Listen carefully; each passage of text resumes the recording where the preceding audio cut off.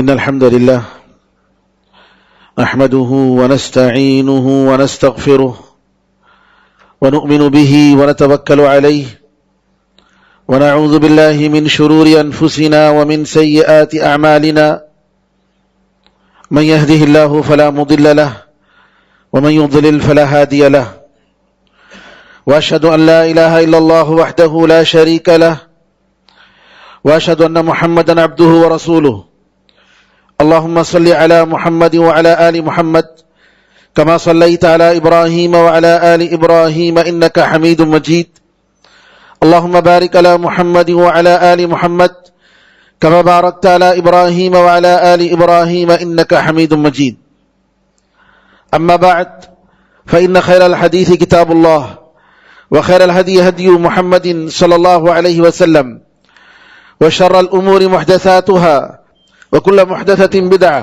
وكل بدعة ضلالة وكل ضلالة في النار۔ تمام تعریفیں اللہ تعالیٰ کے لیے ہیں جو سارے جہاں کا خالق، مالک اور اس کا پروردگار ہے۔ رحمتیں اور سلامتی ہو احمد مجتبی محمد مصطفیٰ محمد بن عبداللہ پر جو سارے جہاں والوں کے لیے رحمت بنا کر بھیجے گئے۔ برادران اسلام، دختران ملت، غربت پوری دنیا کا مسئلہ ہے۔ دنیا کے ہر ملک میں غربت ایک بہت بڑا مسئلہ بنا ہوا ہے۔ خاص طور پر ہمارے ملک میں لوگوں کے ایسا تناسب، وہ پرسنٹیج جس میں روزانہ کھانے پینے کے لیے کچھ نہیں، بہت ہی زیادہ ہے۔ اور یہ غربت اللہ کی طرف سے ایک آزمائش ہے۔ قرآن کریم میں اللہ تعالیٰ فرماتا ہے وَنَبْلُوكُمْ بِالشَّرِّ وَالْخَيْرِ فِتْنَةً، ہم تمہیں خیر اور شر، اچھے اور برے کے ذریعے ہم آزماتے ہیں، فتنے میں ڈال کر ہم آزماتے ہیں، دیکھتے ہیں کہ غربت میں انسان کیسا رہتا ہے اور مالداری میں انسان کیسا رہتا ہے۔ اور اللہ نے یہ بھی فرمایا قرآن میں کہ وَلَوْ بَسَطَ اللَّهُ الرِّزْقَ لِعِبَادِهِ لَبَغَوْا فِي الْأَرْضِ، اگر اللہ تعالی اپنے بندوں کو ان کے رزق میں کشادگی عطا کر دے، خوب کھول کر دے لَبَغَوْا فِي الْأَرْضِ، زمین میں فساد مچائیں گے۔ انسان کی فطرت ہے، جب غربت ہوتی ہے تو عاجزی ہوتی ہے، تواضع ہوتا ہے، طبیعت میں انکساری ہوتی ہے، اور جب تھوڑا پیسے آ جاتا ہے اترانے لگتا ہے، فخر اور تکبر کرنے لگتا ہے، مستیاں کرنے لگتا ہے، برائیاں آتی ہیں، جی گانے بجانے کے آلات کا استعمال ہوتا ہے۔ یہ کیوں؟ یہ مالداری کی وجہ سے۔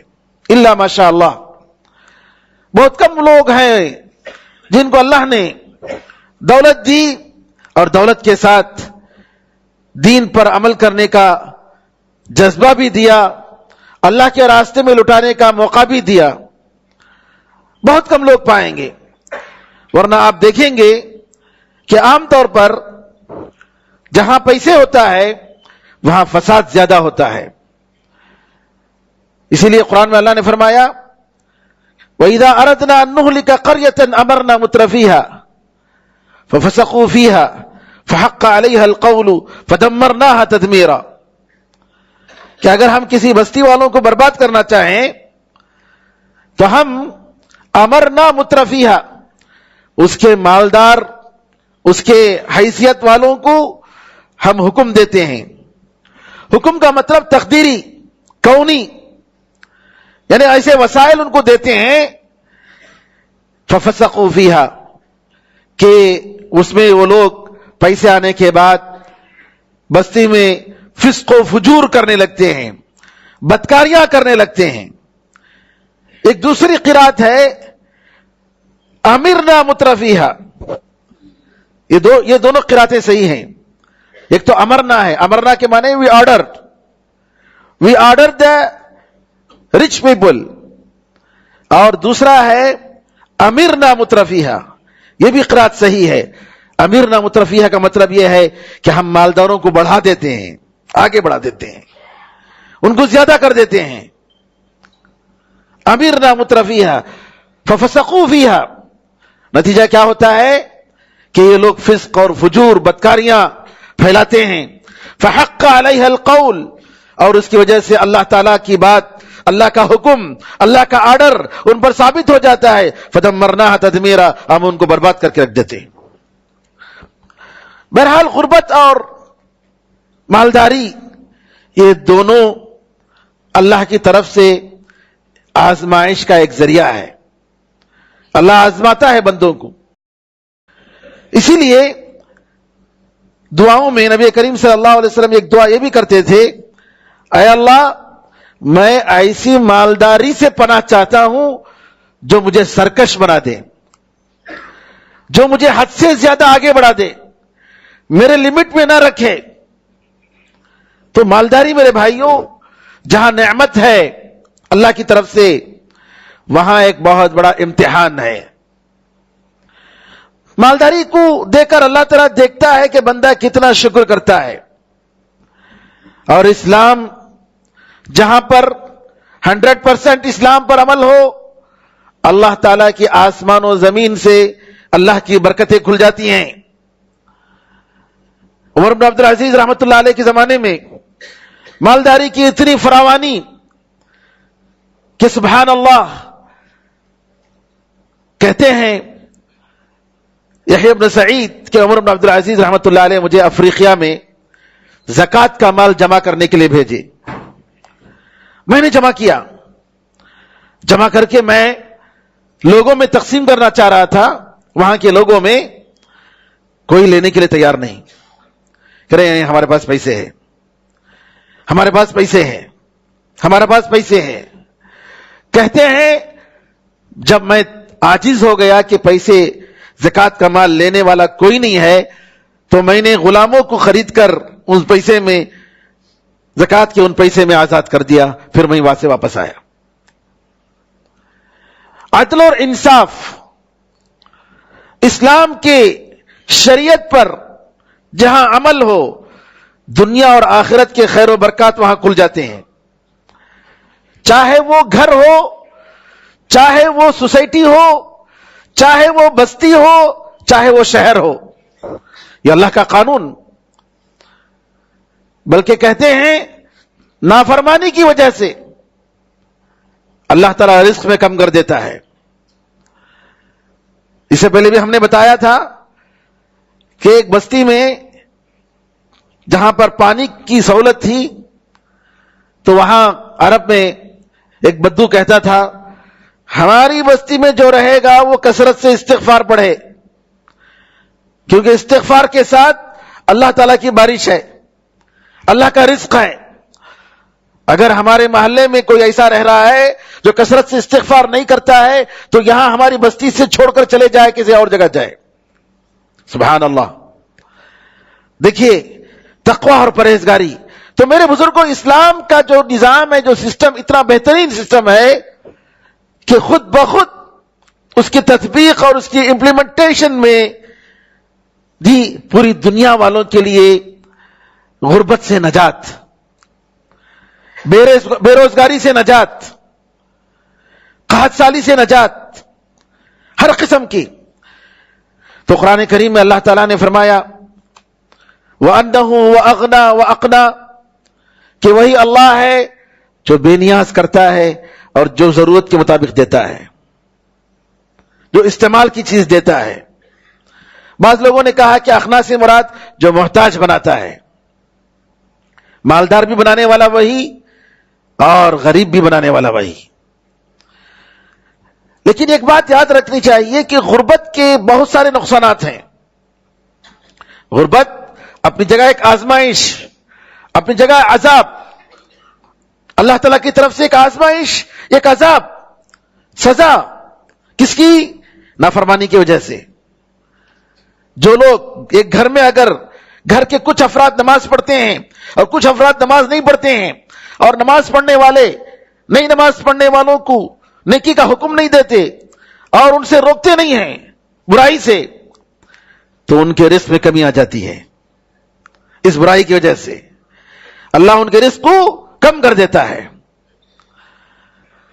تو یہ ایک آزمائش ہے کہ غربت، جس کی وجہ سے آپ دیکھیں علی رضی اللہ تعالیٰ عنہ کی طرف بعض قول منسوب ہے، محدثین نے کہا کہ وہ قول صحیح نہیں ہے. کہا کاد الفقر ان یکون کفرا، فقر اور فاقہ کشی قریب ہے کہ کفر کا سبب بن جائے.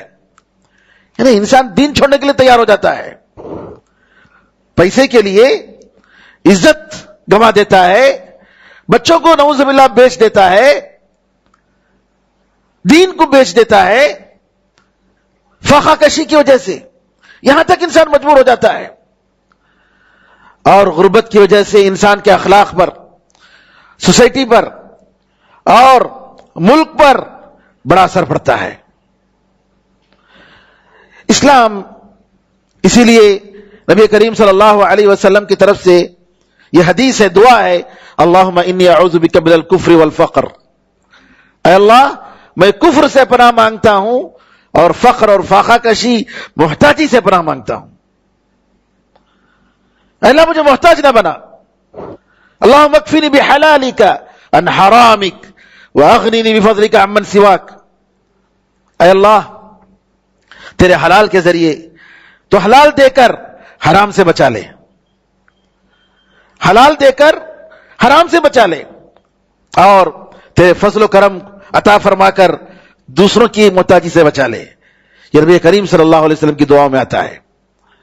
تو میرے بزرگوں، اسلام نے سب سے پہلے مختصر طور پر میں اگر بتاؤں، غربت کا مسئلہ حل کرنے کے لیے اسلام کئی طریقے کے حل پیش کرتا ہے.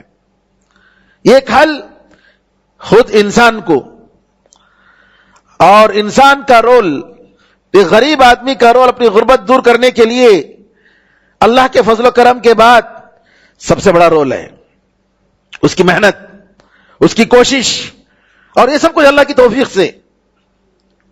اللہ کی توفیق کے بغیر انسان ایک پیسہ کما نہیں سکتا. اسلام آدمی کو کہتا ہے کہ جاؤ محنت کرو. عمر رضی اللہ تعالیٰ عنہ فرماتے ہیں کہ آدمی جائے اور کمائے، کیونکہ آسمان سے بارش پیسوں کی نہیں ہوتی. جی، زمین میں سے پیسوں کے درخت نہیں لگتے. جاؤ محنت کرو، کیونکہ اللہ نے ہمیں محنت کرنے کا حکم دیا، رزق تلاش کرنے کا حکم دیا. تو سب سے پہلی بات یہ ہے کہ خود آدمی کو اللہ نے مخاطب کیا. اور اسلام میں جب تک آدمی کے اندر ہمت ہے، طاقت ہے، وہ بیٹھ کر یا کھڑ کر کسی بھی طریقے سے کما سکتا ہے، اس کو کمانا چاہیے اور دوسروں کا محتاج نہیں بننا چاہیے. دوسروں کا محتاج نہیں بننا چاہیے. محنت کرے. اسلام اسی کا حکم دیتا ہے. اور اسلام یہ کہتا ہے وَأَن لَيْسَ لِلْإِنسَانِ إِلَّا مَا سَعَى. انسان کے لیے وہ ہے جو محنت کرتا ہے. وَأَنَّ سَعْيَهُ سَوْفَ يُرَى. اور یہ کہ اس کی محنت دیکھی جائے گی. تو میرے بزرگوں، سب سے پہلی بات، اسلام غربت کو حل کرنے کے لیے، غربت کی مصیبت کو دور کرنے کے لیے فرد انسان سے مخاطب ہے کہ جاؤ، اٹھو، سویرے اٹھو اور محنت کرو. سب سے پہلے مسجد کو جانی چاہیے، نہیں کہ مارکیٹ اور آفس کو جانا چاہیے.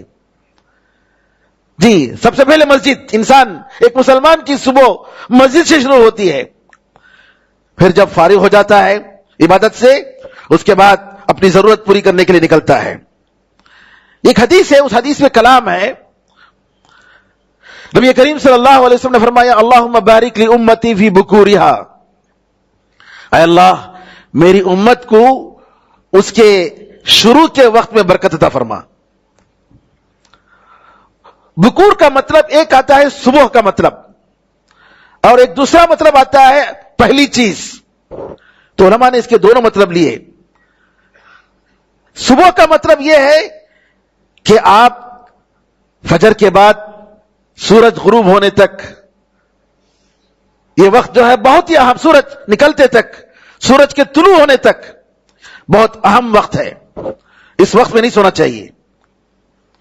آپ کو اگر سونے کی عادت ہے فجر کے بعد فوراً نہیں سونا ہے.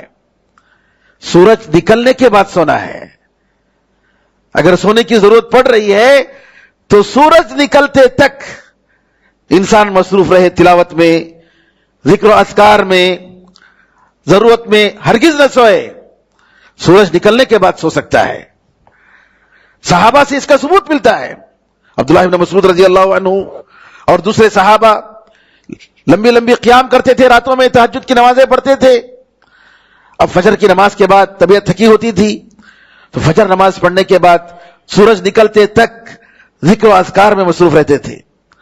سورج نکلنے کے بعد تھوڑی دیر کے لیے سوئے، پھر اس کے بعد اپنا کام کاج، اپنی ڈیوٹی، تجارت، زراعت، بزنس، کوئی کام، کچھ بھی. صحابہ رضی اللہ عنہ اجمعین کا یہ مشغلہ تھا. اس حدیث کے جو راوی ہیں، اللہم بارک لامتی فی بکورہا، کہ صبح کے وقت میں اللہ برکت عطا فرما. ایک دوسرا معنی یہ لیا گیا، اے اللہ میری اس امت کے پہلے جنریشن کون؟ صحابہ میں برکت عطا فرما. دو معنی لیا گیا ہے.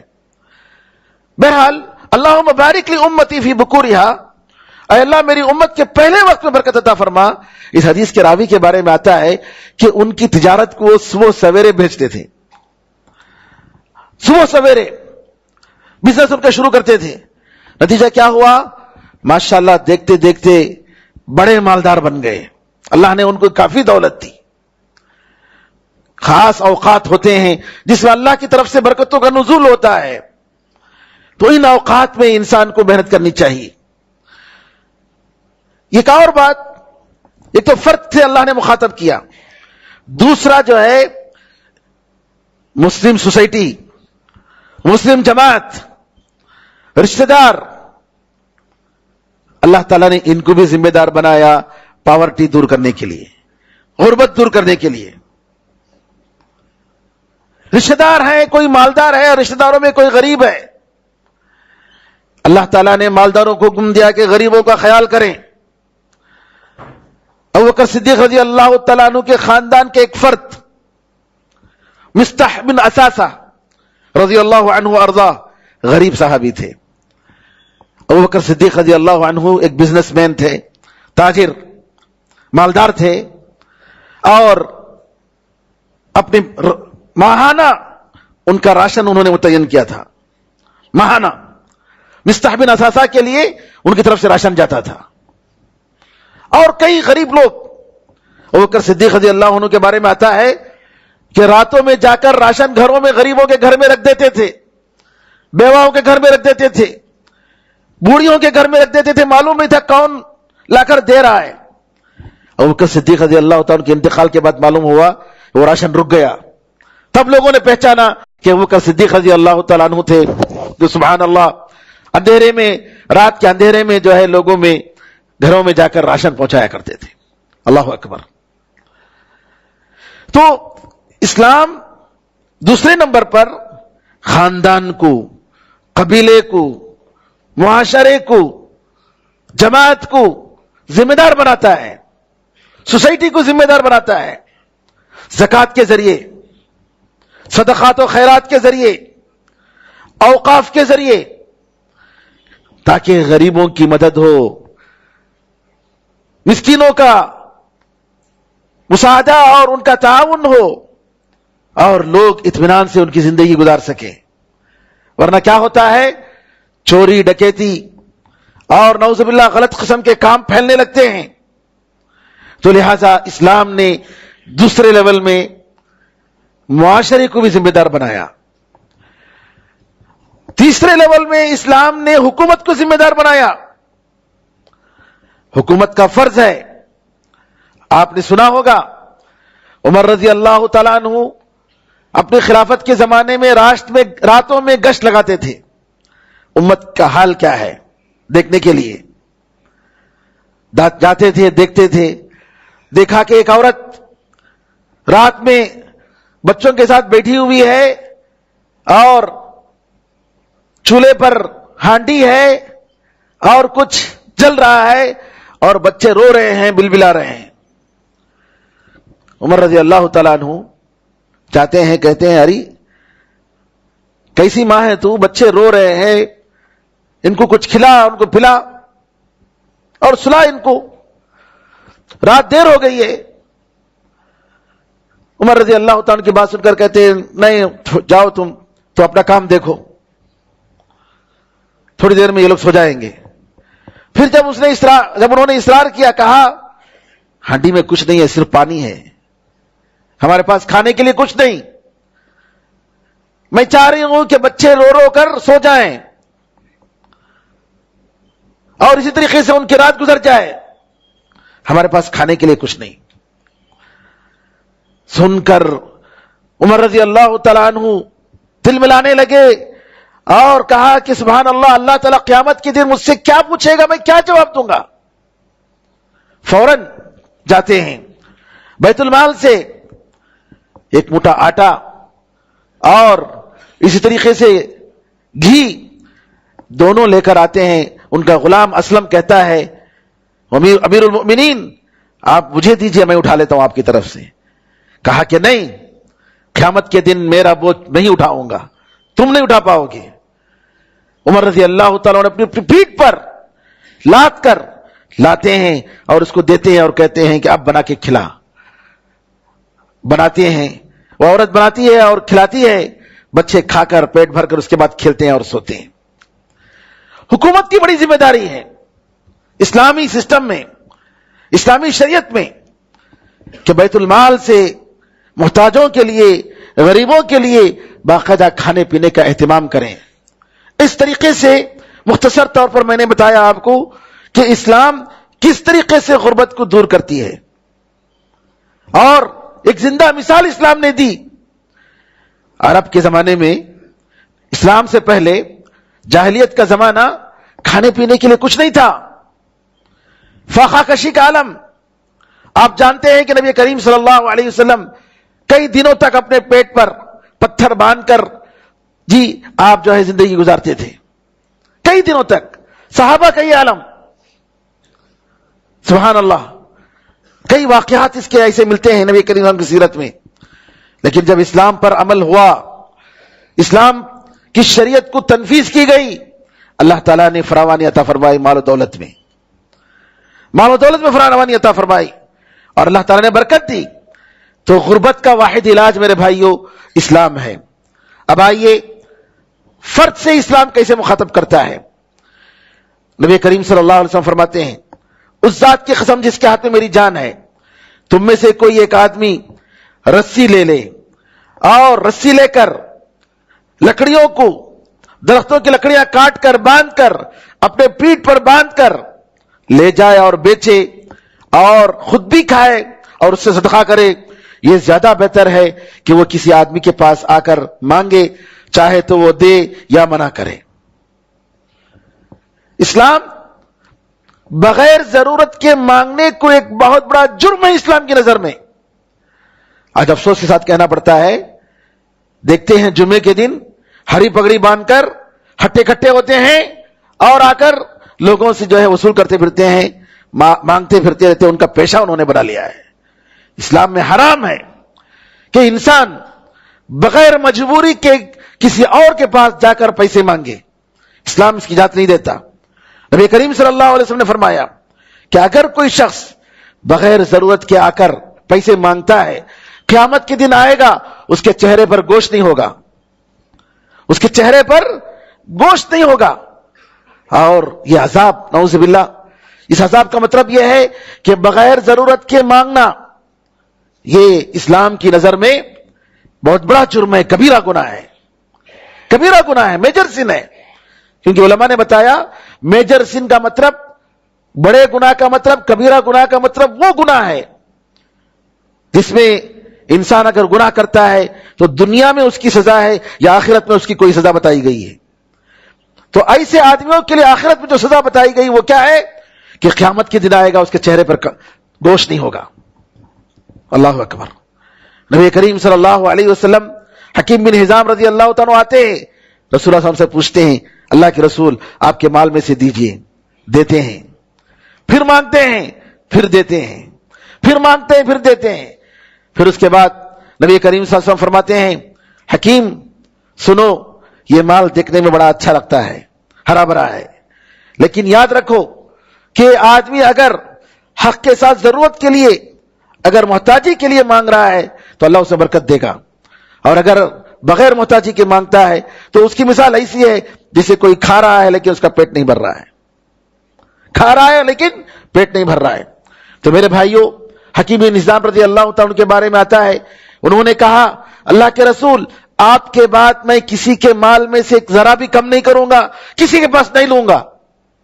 اور اس کے بعد حکیم بن حزام اگر ان کا بھی اگر حصہ بیت المال سے اگر دیا جاتا، جیسا کہ عمر رضی اللہ عنہ کے زمانے میں ہوا، کہا کہ نہیں میں نہیں لوں گا، میں نہیں لوں گا۔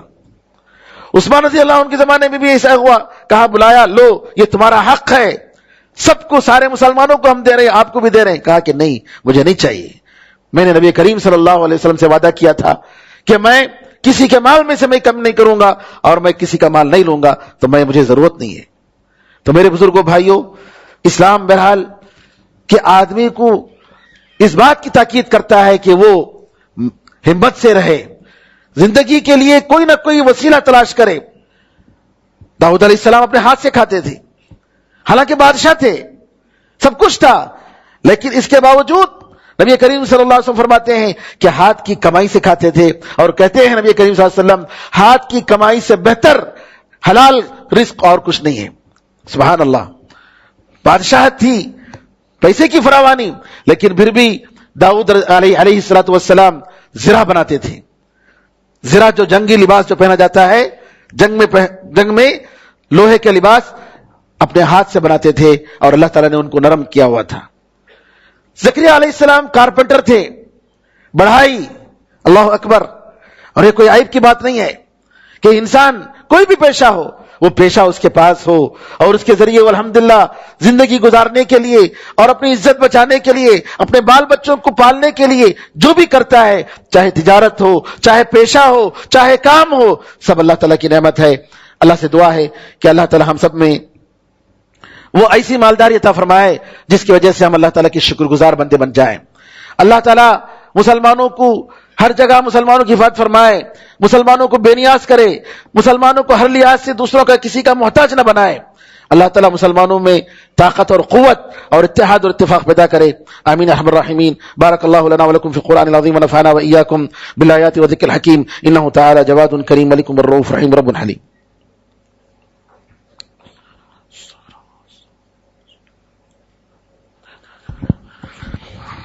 إن الحمد لله نحمده ونستعينه ونستغفره ونؤمن به ونتوكل عليه ونعوذ بالله من شرور أنفسنا ومن سيئات أعمالنا، من يهده الله فلا مضل له ومن يضلل فلا هادي له، وأشهد أن لا إله إلا الله وحده لا شريك له، وأشهد أن محمدا عبده ورسوله۔ اللهم صل على محمد وعلى آل محمد كما صليت على إبراهيم وعلى آل إبراهيم إنك حميد مجيد، اللهم بارك على محمد وعلى آل محمد كما باركت على إبراهيم وعلى آل إبراهيم إنك حميد مجيد، وصل على جميع الأنبياء والمرسلين والملائكة المقربين والخلفاء الراشدين وعلى جميع الصحابة أجمعين ومن تبعهم بإحسان إلى يوم الدين۔ اللهم اعز الإسلام والمسلمين، اللهم انصر الإسلام والمسلمين، اللهم انصر من نصر الدين۔ عباد الله رحمكم الله، إن الله يأمر بالعدل والإحسان وإيتاء ذي القربى وينهى عن الفحشاء والمنكر والبغي يعظكم لعلكم تذكرون، فاذكروا الله يذكركم وادعوه يستجب لكم، وذكر الله أعلى وأولى وعز وجل وهم وأكبر۔